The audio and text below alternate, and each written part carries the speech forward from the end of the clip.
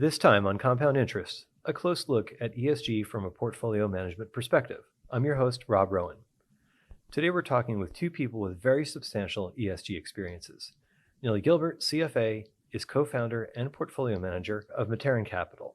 She is also a board member and chairwoman of the investment committees of the David Rockefeller Fund and the Synergos Institute. Joy Williams is a senior advisor for Mantle 314, where she consults on climate-friendly projects. Previously, she worked on a modernization project for Ontario Ministry of the Environment and Ontario Teachers, and she chaired the Decarbonization Advisory Panel for the New York State Common Retirement Fund. Thank you both for being here. The definition of ESG has expanded a bit, and it's moved around a little bit.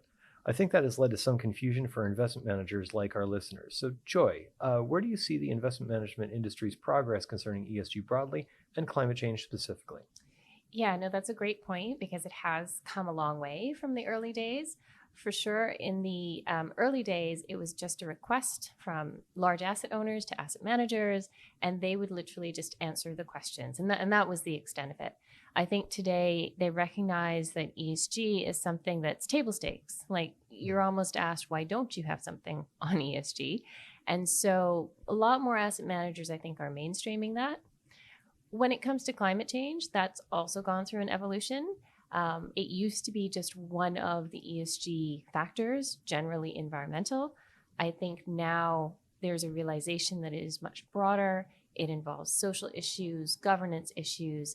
But I do think asset managers and quite frankly, across the sector, we're still trying to come to grips with exactly what climate change means for us. Okay. And Nilly, is that where you see that as well? Yes, both as a portfolio manager and as an investment committee chair, we've seen this long evolution in what ESG means and the options for expressing it that Joy describes.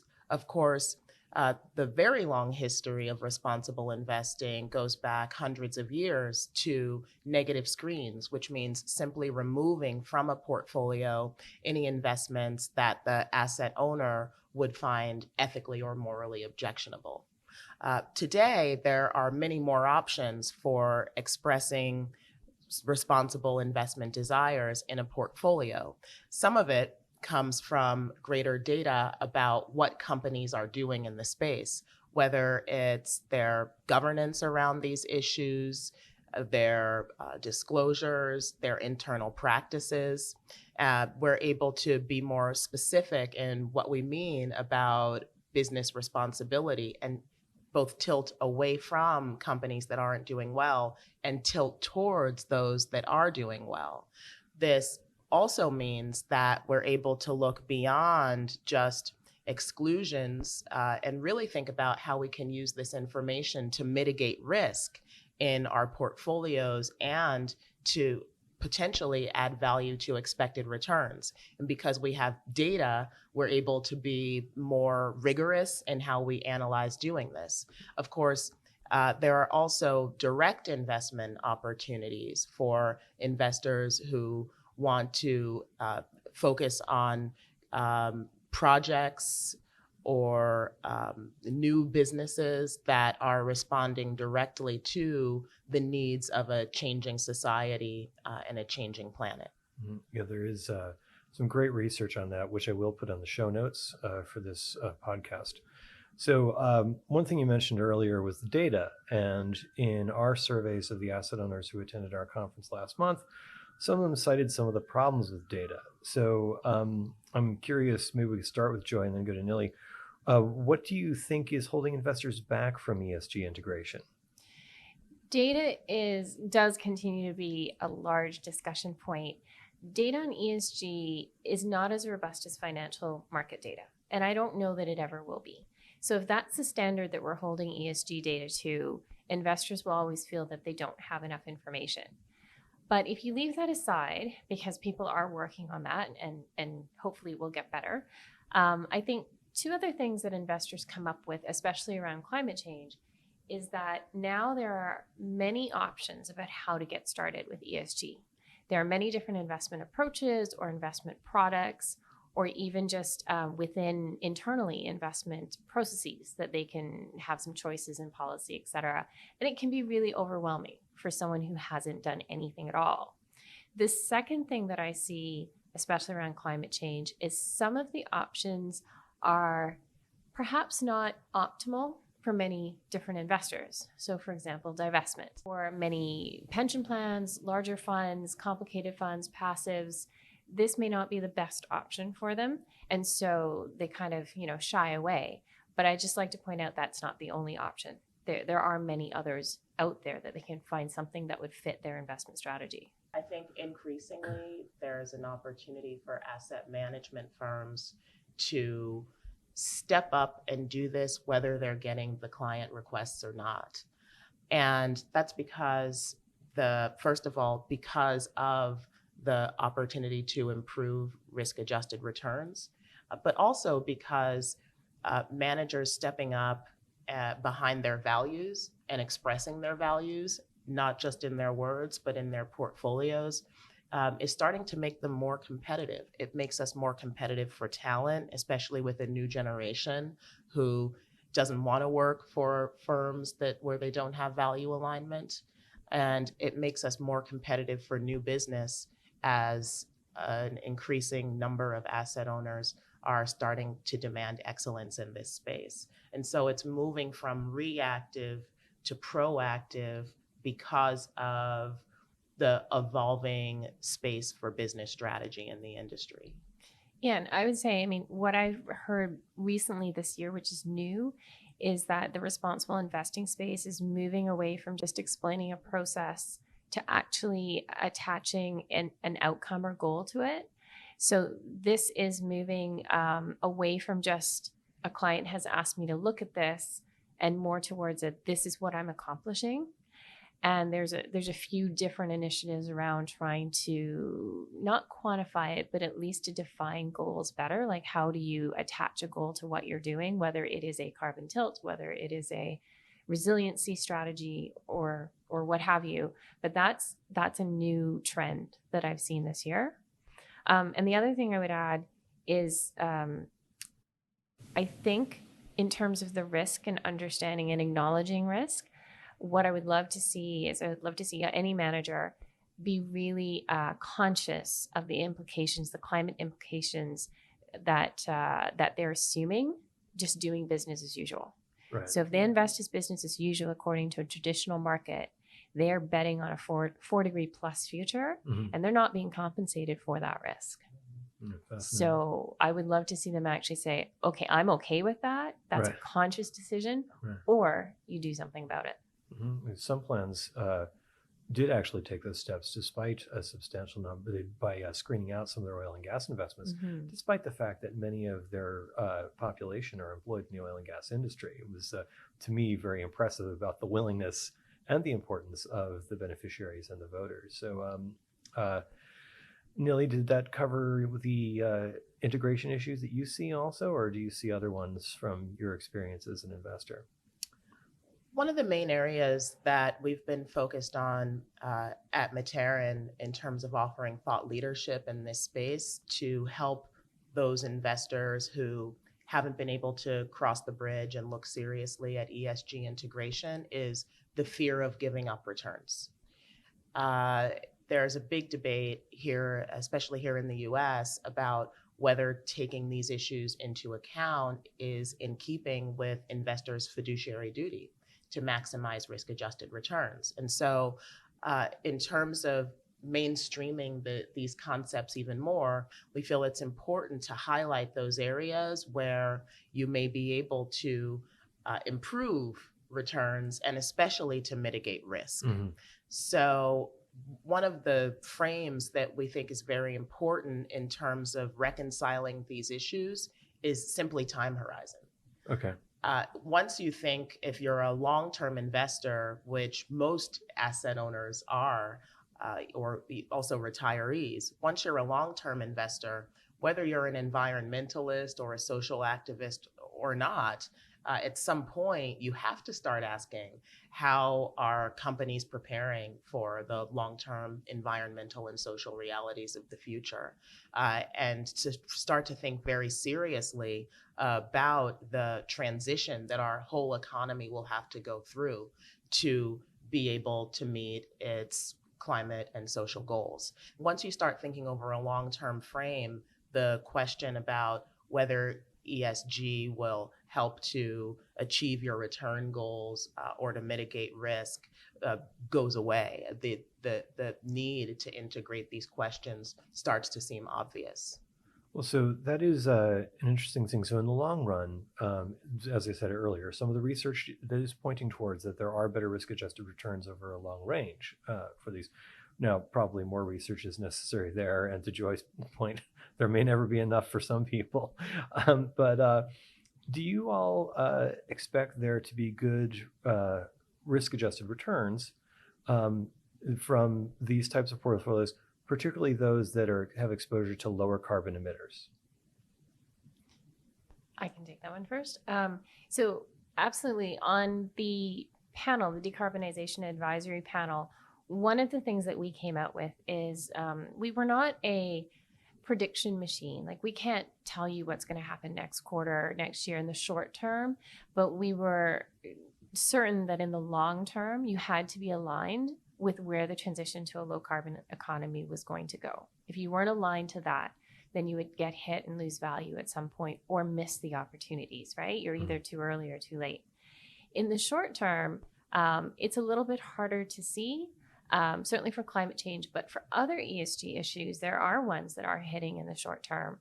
And the way I think about fiduciary duty, because it does continue to be an issue, as Nili said, is that if there's anything that is material to your returns, whether it is quote unquote ESG or traditional financial metrics, it's something that any smart investor would want to at least know about, if not take into consideration. Well, that is interesting. I presume your reference to the short-term hits are, for example, the impact on the automotive industry of converting to batteries. That could be one of them. Reputational and headline risk is another one, which often arises from social issues. And things like industries turning over, offering different products and services. If you're not aware of those things, then you might be missing an opportunity. Okay. When it comes to the return risk profile of low carbon investing, there are a couple of frames that I'd like to share. Now, putting on my hat as not just a portfolio manager, but also a quantitative portfolio manager. We love our quant here. But I'd like to ask that we start with the assumption that our global economy will have to move towards a cleaner, greener profile, that we are going to have to find ways to decarbonize the economy itself. So one of the ways that we think about it in terms of managing portfolios is, can we gain a first mover advantage by figuring some of these things out now, positioning our portfolios earlier for that transition, and then actually pick up on some of the momentum that will come as other investors and the economy as a whole has to start to figure this out. That's not a long-term or permanent source of additional return, but there's also a behavioral aspect to it. These things are hard to figure out. They're uncomfortable to think about. It's no fun to sit around and think about how climate change is happening and the challenges it will present for future generations. And so for that reason, many investors have been slow to take account of it in their portfolios. But if we are trying to generate alpha as investors, oftentimes the source of alpha will be mispricing of assets that comes from behavioral biases on the other side of the table that causes other investors to make mistakes. So if there are behavioral biases that cause other investors to fail to fully account for the long-term challenges of the climate transition in their portfolios, then that may be a source of returns for investors who can get ahead of it. But now comes the quant part. I'm interested in a concept of thinking about modern portfolio theory in a new way, essentially introducing a third dimension to the traditional dimensions of risk and return. which, as you know, in modern portfolio theory are the X and Y axes. Basically, we want to maximize the risk-adjusted return, and that's the efficient frontier. Imagine if you think about now adding a third dimension that speaks about in this case, the carbon profile of every investment that you could make. So now what you would say is, if I can find two investments that look similar in terms of the risk and return, but one is a lot cleaner, looks a lot better on the carbon or environmental frontier, well, then why wouldn't I pick that one? Right. And so instead of just a two-dimensional curve, what you start to look at is like a surface. Mm-hmm. And so you're trying to find the investments on that surface that are responding to at least three different demands, not just the two that investors used to focus on. Oftentimes, by focusing only on the two, picking investments that are actually suboptimal from the perspective of the environment or our other responsible investment goals. Okay, so on that three-dimensional evaluation basis, are there specific industries that have more outliers along that way, or is this across the board? Is it all industries? There are definitely some industries that have much more contribution to environmental risk, and it's not just energy. You've got utilities that are heavy users of fossil fuels, even still a lot of coal, materials companies, industrials. You've already touched on transport. Mm-hmm. But when you start to think beyond just the energy that's used in producing the goods, and now start to think about the environmental profile that companies have when their customers are using the products, right. Then you start to see a much broader picture that touches all industries. And then when you think on the risk side about the transition risk, the risk that will be presented as companies are faced with having to make changes in their business, either because their demands from their customer base have changed or because of the forces of regulation that may come down the road. Again, you start to see that it's not just the heaviest contributors to environmental risk that are affected, but companies across the board. Yeah, I think this is a fascinating introduction of risk that for many investors can be a significant opportunity. So I guess one of the questions that I did want to sort of end with is for long-term goals, if we could get into those a little bit more, because long-term goals that I've heard for ESG have been relatively amorphous and quite subjective. So why don't we be subjective? What do you all think in the long term the long-term goals should be for investors and advisors today? I think I'll answer that in two parts, actually. And it goes to a little bit of what Neely was just saying about whether you can have a first mover advantage. Is the idea of being able to have that advantage means forecasting or having an understanding of how that transition might happen, whether we're going to a low carbon economy, a 1.5, a Paris Agreement, whatever you want to call it. This obviously is not going to happen overnight. And there's multiple pathways to get there. So for an investor, you can't flip a portfolio overnight. You wouldn't want to anyway. But the idea for a long-term goal is, how do you plan that? So where do you get the intelligence that tells you where those behavioral biases are? And then how do you watch the market? So let me give you an example. Many investors have a plan for volatility. Mm-hmm. We know what we're going to do if the market all of a sudden goes one way, and we know what we're going to hold, what we're going to sell, what decisions we make. You don't do it until you actually see these things happening in the market. It's the same thing around climate change. Is, do you have that plan for when you see the transition happening, whatever that means to you? So if you're an investor in the energy markets, or if you're a general market investor, or you're an investor in agriculture, what does that transition to a low carbon economy look like? Because it's not just about the carbon footprint, it's about changes to professions, to industries, to regions. And then do you know how you're going to invest if you see these things happening? So if every investor put that thought into it and had that type of plan, that would be an amazing long-term goal, because then we would actually be ready for this. And then moving further, one of the things, the main recommendation from the Decarbonization Advisory Panel was to move to what we called a sustainable portfolio with sustainable assets. And by that, we defined it as investments that would either directly or indirectly support the transition to a low carbon economy or be neutral to it. So that means you have to look at all your assets and you have to decide, what does this asset do? Where is this asset going within that lens? And then that gives you the framework to move towards that long-term goal. So usually I'm an optimist. Any of my friends will tell you so. But sometimes when I think about the long term and the climate, I feel pessimistic, because when you look at all the data that's available about the path that we need to be on in terms of this transition, we're nowhere near where we need to be.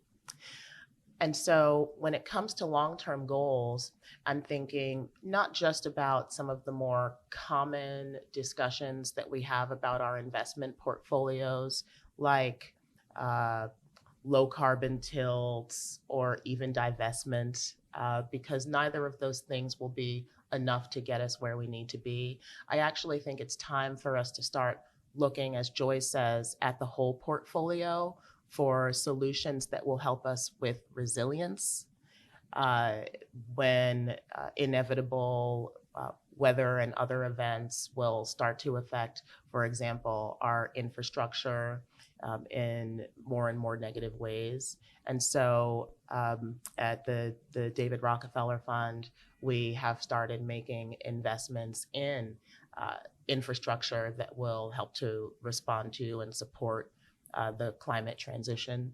And then also very interested in technologies that will actually help us to start to recapture some of the carbon that we're putting into the atmosphere. If we're not going to be able to sufficiently limit what's been contributed, then at some point we're going to have to take it back out.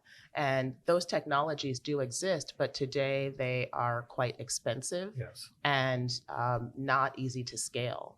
And so also very interested in venture capital investments in companies that will be able to either come up with new technologies or to scale and cheapen the ones that we have today. And so when it comes to asset owners and looking at asset allocation and investment portfolios, this means doing all of the work that we need to do in our public markets portfolios, public equities. We've talked about negative screening, we've talked about carbon tilts, but also starting to look in our fixed income and real assets portfolios at infrastructure, and for investors who have the appropriate risk tolerance and skill to actually start to think differently even about VC. Great. Well, I think we should leave it there. Those very good goals. Hopefully everyone heard. And we'll get started on this. So thank you both for being here. Let's get Thank you. started. Thanks for listening to this Cutting Edge podcast on ESG and climate. CFA Society New York has an ESG related event once per month. Check out the events listing on our website to find out when the next one will be.